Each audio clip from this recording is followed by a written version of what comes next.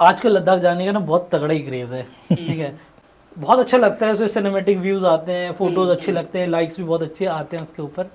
लेकिन वहाँ पे जाने के चैलेंजेस क्या क्या है? क्योंकि मुझे जहाँ तक पता है कि वहाँ पे जाके कुछ हेल्थ इश्यूज हो जाते हैं, किन लोगों को जाना नहीं चाहिए वहाँ पे, जाने से पहले क्या किन किन की चीज़ों का ध्यान रखना चाहिए, और आपका कैसा एक्सपीरियंस रहा? तो अगर मैं स्टेप बाय स्टेप बताऊं, अगर बाय रोड आप जाना चाहते हो तो मिनिमम 10 से 12 दिन आपके पास होने चाहिए, जिसमें आप एक अच्छी कंफर्टेबल जर्नी प्लान कर सकते हो लद्दाख की। दूसरा, स्टार्टिंग से ही आपको अपने आप को उतना ज़्यादा स्ट्रेच नहीं करना है। यहाँ से अगर आप लद्दाख जा रहे हो, आपको 4 दिन में कवर करना है। पहला यहाँ से पहाड़ों में मनाली टाइप से, उससे पहले रुक जाओ।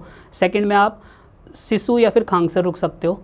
कई लोग क्या करते हैं, या फिर जिस्पा भी रुक सकते हो, लेकिन सरचू मत रुकना। ये मेरे साथ पर्सनली हुआ है। अच्छा, आई स्टेड इन सरचू। अच्छा, आप बोल रहे थे थोड़ी देर पहले हम डिस्कस कर रहे थे।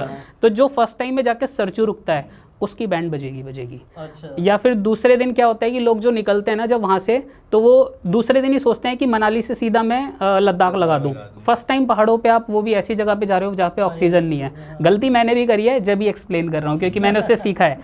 तो एक दिन जाओ मनाली से पहले कहीं रुक जाओ, कुल्लू वगैरह। सेकंड दिन आप सिसु या खांगसर रुको, क्योंकि एल्टीट्यूड आपका बढ़ता है, और फिर या फिर आप जिस्पा रुक सकते हो। थर्ड डे आप वहाँ से अपनी जर्नी लद्दाख के लिए जाओ, ये वाले रूट से जा रहे हो। अगर आपको चाहिए कि आप अपनी फैमिली के साथ जा रहे हो, सुपर कंफर्टेबल आपको अपनी जर्नी रखनी है, जिसमें कि आप चाहते हो कि किसी को पता भी ना चले कि मैं लद्दाख आ गया, सब कुछ सही चल रहा है, तो उसमें आप रूट लो श्रीनगर वाला।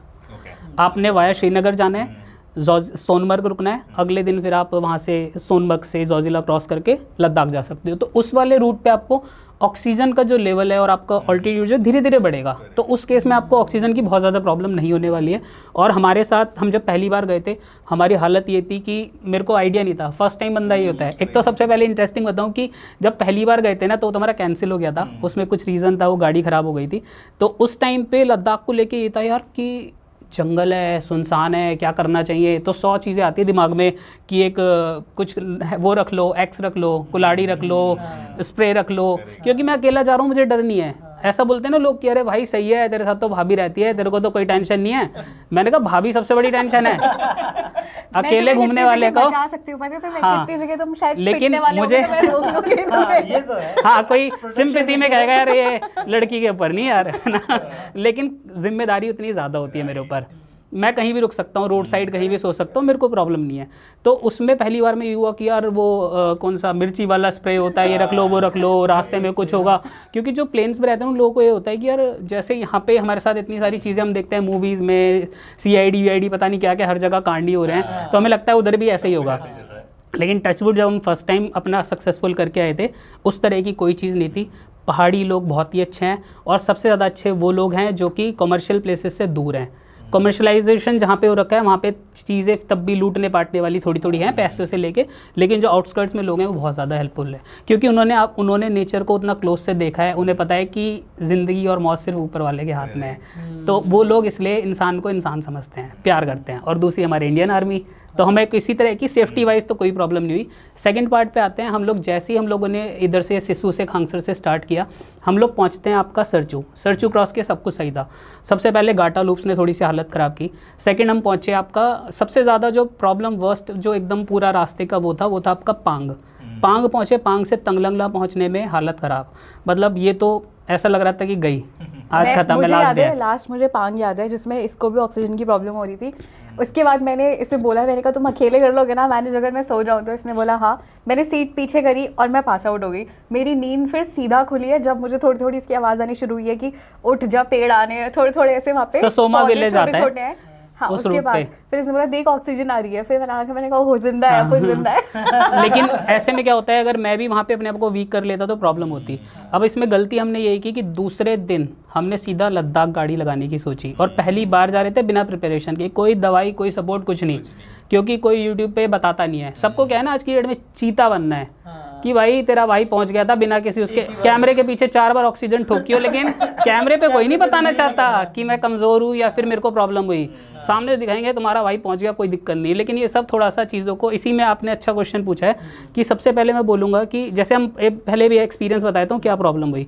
तो जैसे ही हमने फिर 30 किलोमीटर तंगलंगला क्रॉस किया, पांग से तंगलंगला 30 किलोमीटर है, फिर 15-20 किलोमीटर पार किया तो ससोमा करके विलेज आता है और गया विलेज है, ऐसे 3-4 विलेजेस आ जाते हैं, वहाँ पे पेड़ पौधे आ जाते हैं, तो फिर नॉर्मल होने लग गए। लेकिन उसके बाद भी लद्दाख पहुँचने के बाद अगले दिन हमारा सर दर्द था बहुत ज़्यादा, उसके अगले दिन जाके कहीं आराम आया। अब इसको अवॉइड कैसे करना है, एक तो आपको 3-4 दिन में आराम से पहुंचना है कंफर्टेबली। पहले दिन सरचू नहीं रुकना है। अगर आपने गाड़ी स्टार्ट की है खांगसर से तो आपका टारगेट है कम रुको भले ही रास्ते में, आप उस दिन लेह पहुंचोगे, वरना आपको प्रॉब्लम होगी। साथ साथ मैं बोलता हूँ कि जैसे आप मनाली पहुँचे हो, मनाली से मनाली में पहुँच गए हो, मनाली से तब तो सब अच्छा है, कुछ नहीं होता।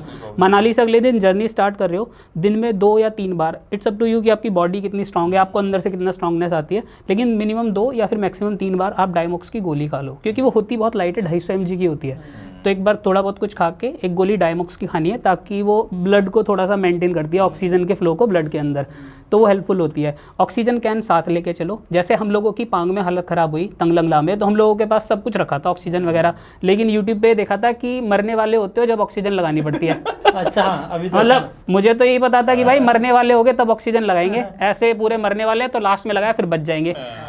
लेकिन बाद में पता चला कि भाई वही सिचुएशन थी जहाँ पे ऑक्सीजन लेनी थी, वो केन इसीलिए तो ले गए। उसीलिए तो ले गए थे। और पूरी ले ट्रिप फर्स्ट टाइम करके आ गए, ना कोई डायमोक्स खाई, ना कोई ऑक्सीजन की कैन लगाई, बस क्योंकि वो अलग ही कहानी चल रही थी, कोई क्लैरिटी देता ही नहीं। तो हमने उस दिन सीखा कि भाई वहाँ पे हालत ख़राब थी, ऑक्सीजन के 2 या 3 पफ लेने, नॉर्मल हो जाएगा सब। मतलब आपको लगेगा कुछ जादू है, सब कुछ नॉर्मल होने लगेगा आपके सामने। फिर आपके पास 1-1.5 घंटे का बैकअप बन गया, फिर आप पेड़ों वाली जगह पे पहुंच जाओगे। सबसे बेस्ट है श्रीनगर से जाओ कश्मीर होते हुए, बिल्कुल प्रॉब्लम नहीं होगी। फर्स्ट टाइम हम अकेले गए, प्रॉब्लम हुई। सेकंड टाइम हमारे दोस्तों के साथ गए, उनको हम कश्मीर से लेके गए वाया श्रीनगर, उन लोगों को कुछ पता ही नहीं चला। वो बोलने लगे आ गए, वो कह रहे लद्दाख पहुंच गए, हमें तो कुछ नहीं हो रहा, हमें तो कुछ नहीं हो रहा, कोई प्रॉब्लम नहीं होती। मतलब उनको ऐसा लगा होगा कि यार ये कितनी कहानी बना रहे थे, तंगलंगला में प्रॉब्लम हो गई थी, हमें तो नहीं हुई, है ना। अब वही है, जिसको वो चीज़ कठिनाई जिसने देखी नहीं उसे पता ही नहीं। मे बी आपको पता होगा कि जैसे हालत ख़राब हुई थी, लेकिन उनका इंप्रेशन था इन्होंने कहानी बनाई है, और इतना ज़्यादा टफ नहीं है, क्योंकि मैं उन्हें ले ही उस रूट से गया था।